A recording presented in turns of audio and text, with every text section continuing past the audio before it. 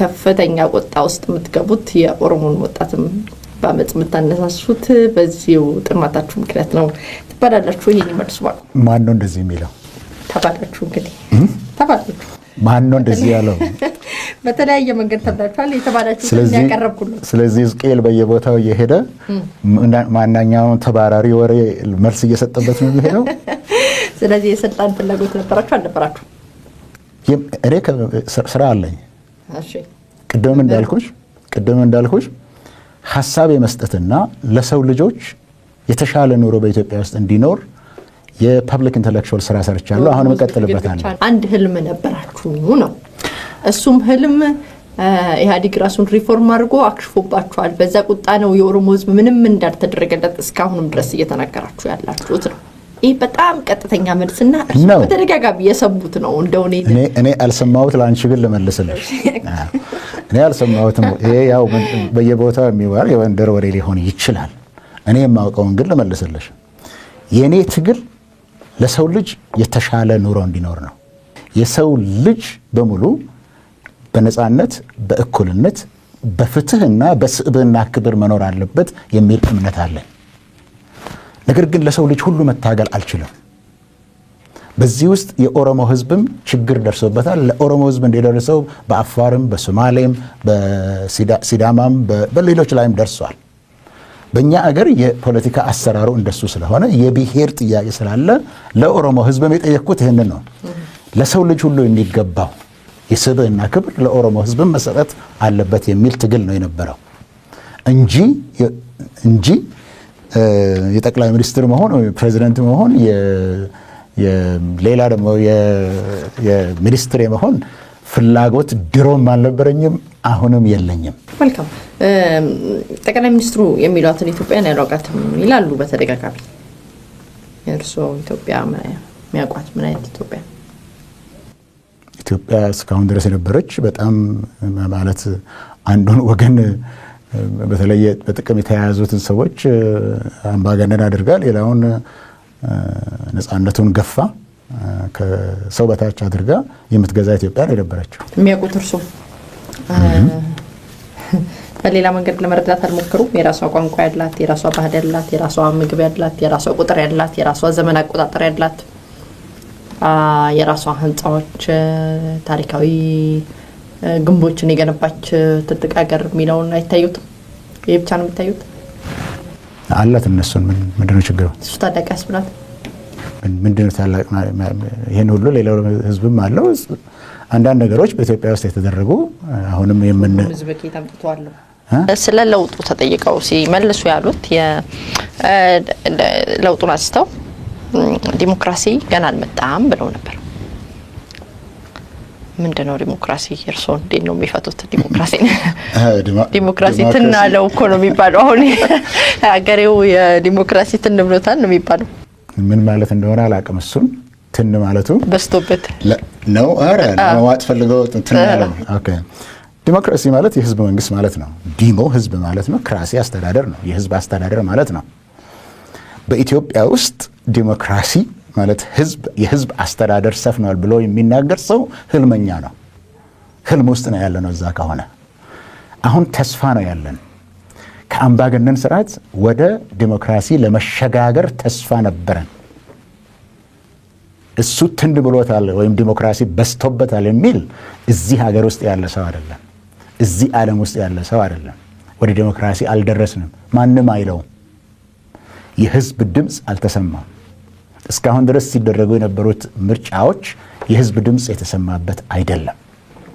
ስለዚህ ምን ለማለት ፈልገው ነው? ባኮ በጥሩ አማርኛ ስቴተንትሉት ይሄ አማርኛ ነው የተናገረው። አማርኛ ነው ግን በደንብ ሰፊ አድርገው ተንተን ያርጉት። ምን ለማለት ፈልገው ነው? ተመልካቾችም ግራ እንዳይገባቸው። ኦኬ፣ መጀመሪያ ስለ አካሄዱ እንናገር። ዲሞክራሲ የለም ነው በመጀመሪያ የተነሳንበት። አዎ፣ የህዝብ ድምፅ አልተሰጠም። የህዝብ ድምፅ ተሰምቶበት አይታወቅም። ስለምንድን ነው የምንናገረው? ኢትዮጵያ ውስጥ የህዝብ ድምፅ ተሰጥቷል። የህዝብ ድምፅ ማለት በምንድን ነው? በምርጫ ነው። ሁለት አይነት አለ። አንደኛ መሳተፍ ነው። ሊሆን ባሉ ነገሮች ላይ የህዝብ መሳተፍ አለ። ይህን ደግሞ የኢትዮጵያ ህገ መንግስትም ይደግፈዋል። ግን አልተደረገም እስካሁን ድረስ። ፖሊሲን ራሱ በማውጣት ብቻ ሳይሆን ፖሊሲው ምን መሆን እንዳለበት ህዝብ መሳተፍ አለበት። ህዝብ በአካባቢው እየተወያየ አይደለም። ህዝብ በከተማው ስለ ለውጡና ስለ ለውጡ ግስጋሴ ሐሳቡን እየሰጠ አይደለም። መጨረሻ ላይ ደግሞ ነፃ የሆነ ገለልተኛ ያው ከአሜሪካ ስለመጡ እንግዲህ ድንገት እንግዳው ነው ብዬ ነው ለሀገሩ ማስበው ማለት ለሀገሩ እንግዳው ነው ብዬ ነው እኔ ማስበው። ጠቅላይ ሚኒስትሩ እኮ ያልሄዱበትና ያላወያዩበት ቦታ የለም ከትግራይ ጀምሮ። ከዛ ውጪ ህዝቡ በሰላማዊ ሰልፍ ስም እየወጣ የፈለገውን እኮ እያደረገ ነው ህዝቡ። ከዚህ በላይ ምን ይሆናል?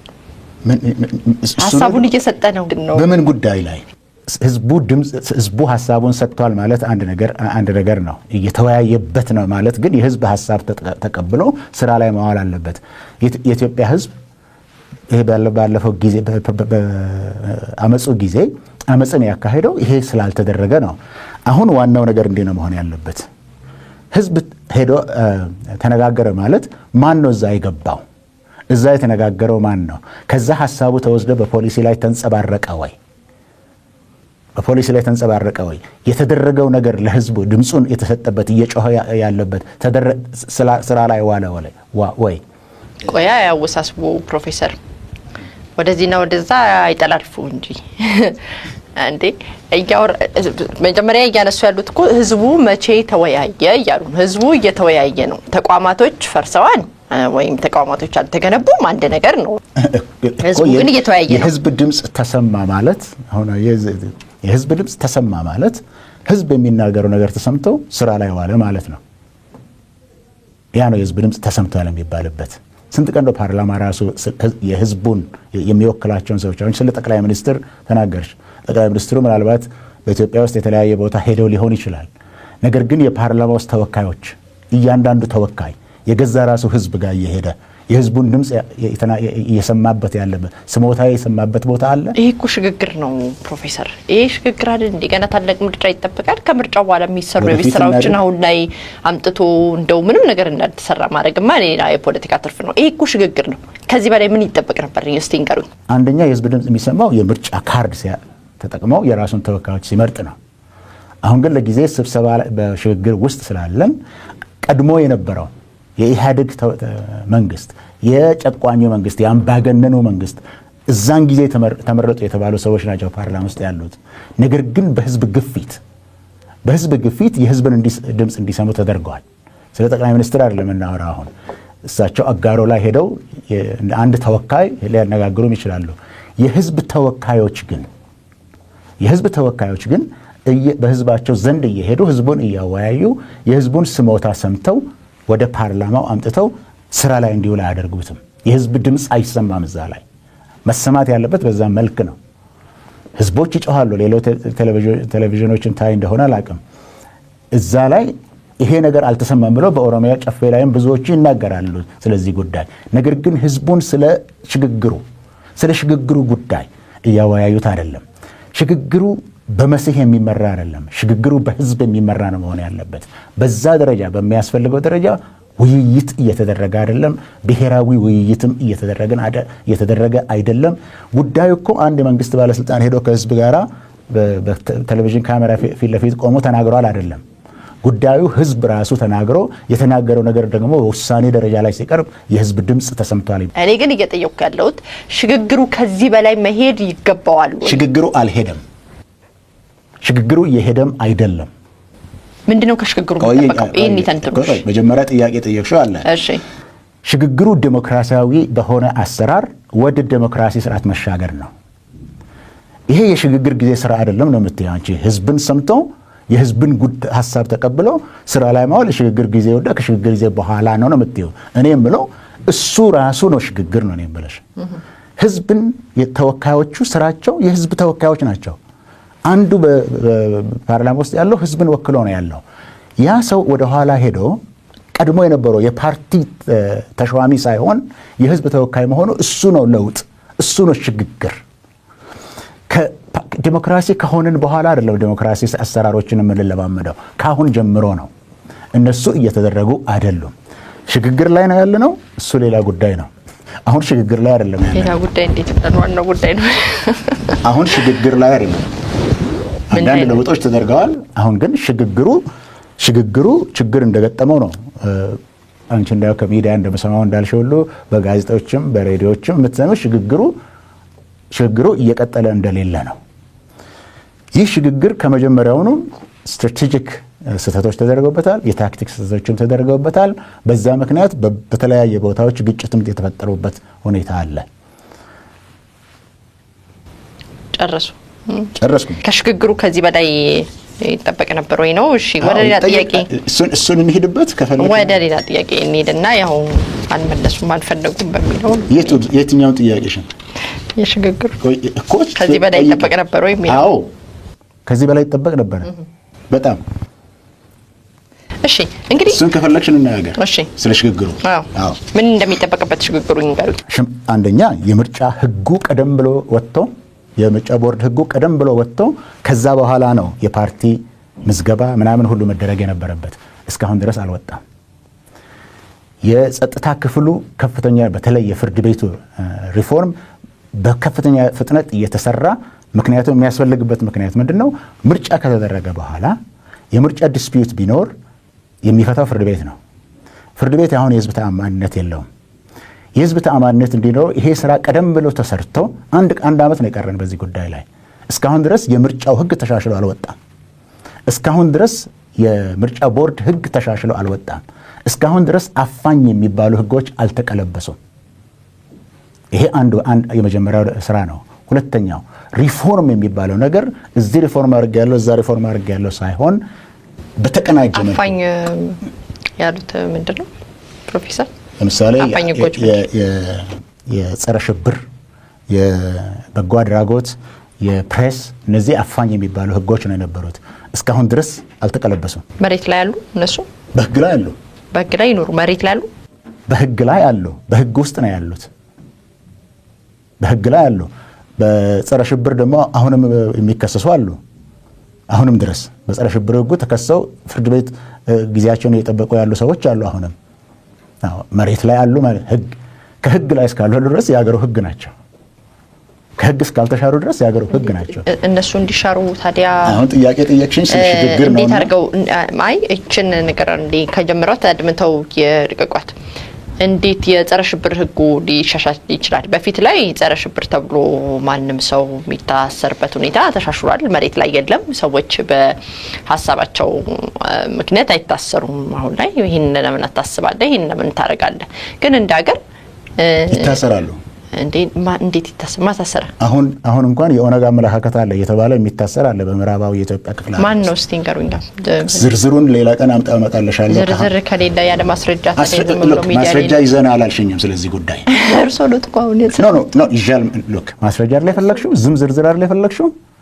እሱን ከፈለግሽ እኔ ዝርዝሩን አቀርብልሻለሁ። ይዤ እንደመጣ ግን አልነገርሽኝም። በሐሳባቸው ምክንያት የታሰሩ አሉ። ማስረጃ ካላቀረቡ ምንም እንደ ዝም ብሎ ለመክሰስ ብቻ እንደሆነ እኔ ተከስሼ አይደለም የመጣሁት።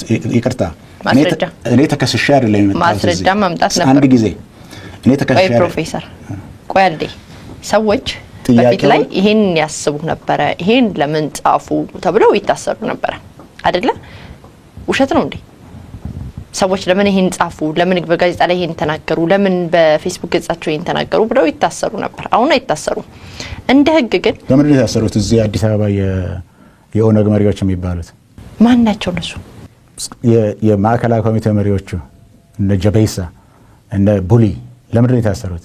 ታስረው በጊዜ እሱን መብነቃል ነው እንግዲህ መንግስት የራሱ ቆይ አይደለማ። ሰው በሐሳባቸው አይታሰሩም ነው። በሽብር ግን አሁን ልመጣለት ነው። ለምሳሌ መንግስት በሰኔ 16 እንውሰድ። ለምሳሌ ሰኔ 16 በህዝባዊ ስብሰባ ላይ ወይም ደግሞ ለጠቅላይ ሚኒስትሩ ድጋፍ በተደረገበት ጊዜ ቦምብ ፈንድቶ ነበረ። በዛ ፈንድቷል ተብሎ የተጠረጠሩ ሰዎች ይታሰራሉ። ከሀገር ሽብርም ስለሆነ ቦምብ ይዞ መገኘትና አጥፊ መሳሪያዎችን ይዞ መንቀሳቀስ ምንም ህጉም እንኳን ባይኖር እና እርሶም ቢሆን ወስደን ለፖሊስ ምንሰጥበት ሁኔታ አገር የሚያፈርስ ነገር ካለ። ከዛ ውጭ ግን መሬት ላይ ሰዎች ልክ እንደ ድሮ በሐሳባቸው በጽሁፋቸው በንግግራቸው እየታሰሩ አይደለም። እኔና እርሶም እኮ እየታሰርን አይደለም። ድሮ ቢሆን እዚቹ መሀል አዲስ አበባ ላይ ቁጭ ብለን በዚህ ምልክ መንግስትን እንተች ነበር ወይ የሚለው ነው። ይቀጥሉ እርሶ።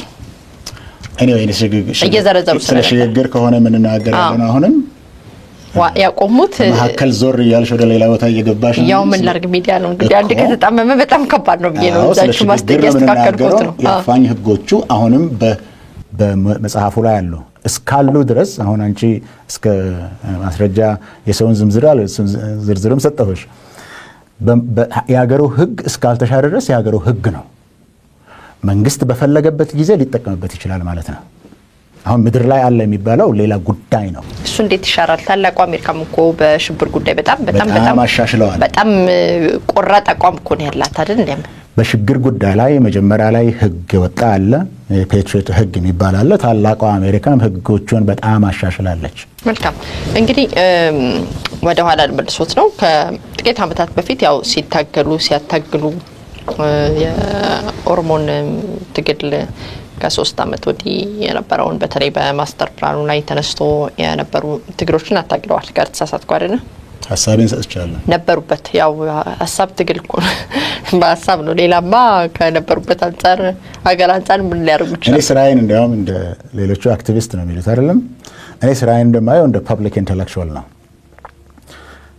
የሆነ ያለውን ነገር ምንድነው የሆነ ያለው ብሎ ትርጉም የመስጠት ሊሆን ያለውን ነገር ደግሞ እንዲህ ሊሆን አለና መጠንቀቅ አለብን ብሎ ማስጠንቀቂያ መስጠት ያንን ስራ ነው። እኔ ስራዬ እንደማየው እንደ ፐብሊክ ኢንተሌክቹዋል ነው። ትግሉ የኦሮሞ ትግል አልቋል ወይስ ገና ትታገላላችሁ? ትግል ያልቃል እንዴ?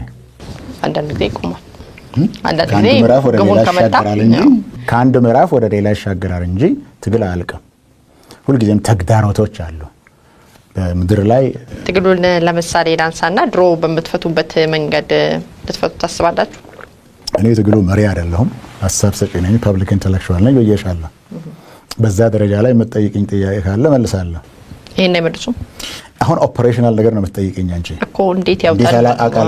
የኦሮሞ ትግል ስለነበሩበት ሲያታግሉ ስለነበር ሰው ባያምኑ ሀሳብ ይሰጡ ስለነበረ ሀሳብ ሰጥ ነበር ሀሳብ ይሰጡ ስለነበረ አሁን ያታግራሉ በሀሳብ ወይስ የኦሮሞ ህዝብ ሲታገልበት የነበረውን መፍትሄ አግኝቷል ይላሉ? የኦሮሞ ህዝብ ትግል 3 መሰረታዊ ጥያቄዎች አሉ። እነዛ መሰረታዊ ጥያቄዎች አልተሟሉም። አሁንም እነሱ እስከሚሟሉበት ድረስ የኦሮሞ ህዝብ ይታገላል። የኦሮሞ ህዝብ ጥያቄዎች ደግሞ መሰረታዊ ጥያቄዎች ሌሎችም የኢትዮጵያ ህዝቦች ጥያቄዎች ናቸው። በጣም ተመሳሳይ ናቸው። እነዛም ይመለሳሉ። በአንድ ቀን አያልቁም፣ በአንድ ትዕዛዝ አያልቁም፣ በአንድ ህግ አያልቁም። በጊዜ ውስጥ ግን እየተመለሱ ይመጣሉ። ስለዚህ ነው ትግሉ አያልቅም። እንግዲህ ይህን ትግል ስትመሩ እናንተ ሀሳብ የሚሰጡትን ነው ማለት ያው እርሶንም ጨምሬ ነው። ይህን ትግል ስትመሩ የሀሳብ ስታዋጡ ስትራቴጂም ስትነድፉ አንድ ግብ ነበራችሁ ተብላችሁ ነው የምትታቡት። ይሄም ኢህአዴግን እጅ ጠምጥዞ ከነበረበት አውርዶ ከዛ የስልጣን ማማውን መቆናጠጥ ነበረ ህልማችሁ ይባላል። ትግሉን ስትመሩ የነበራችሁ ሰዎች በዚህም ሆነ በዛ ትግራችሁን ተነጥቃችኋል። ኢህአዴግም ራሱን አድሶ ወደፊት መጥቷል። በዚህ ቁጭት ነው ያላችሁት ተብላችሁ ነው አሁንም ስማችሁ የሚነሳው። ከፍተኛ የሆነ ቁጭት አላችሁ። ምክንያቱም ሪፎርም አድርጎ ኢህአዴግ ወደፊት ከመጣ ወዲህ በስልጣን እናንተን አላሳተፈም፣ በሀሳብም አላሳተፈም። ገለድ አድርጎ ነው ያለው እና